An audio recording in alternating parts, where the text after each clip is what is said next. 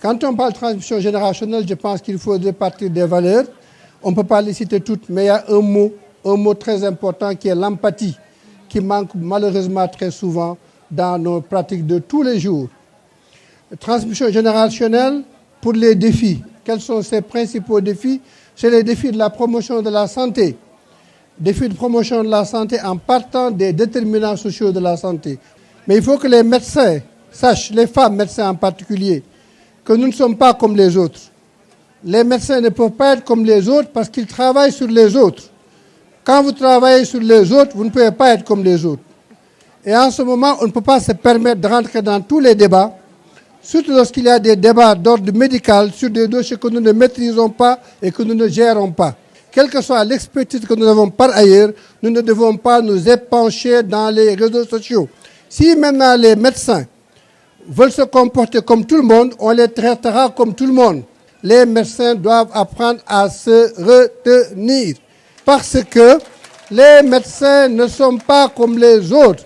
Ils ne sont pas comme les autres, comme je disais tout à l'heure, parce qu'ils travaillent sur les autres. soo bëggee nag egg fu say morom eggul da ngay mel ni say morom melul def lu say morom dul def soo bëggee mel ni ñëpp nga def ni ñëpp ñu considérer la comme ñëpp. Donc il faut que nous puissions revenir dans ces valeurs importantes de respect de notre communauté, de respect de notre corporation. Tout à l'heure, Nekouma en a parlé, le numérique, c'est très bien. De nos jours, la lutte contre l'insignifiance est beaucoup plus importante que la lutte contre l'ignorance. Nul ne peut être ignorant, parce que les données sont là à foison. Mais quelles données? Quelles données? Il faut savoir distinguer les bonnes et les mauvaises données, le vrai de l'ivraie. Donc aujourd'hui, on ne peut pas être ignorant, mais on peut être malheureusement très insignifiant. On ne peut pas être un bon mentor si on n'a pas un bon mentee. Mais pour être un bon mentor, il faut être un bon mentee.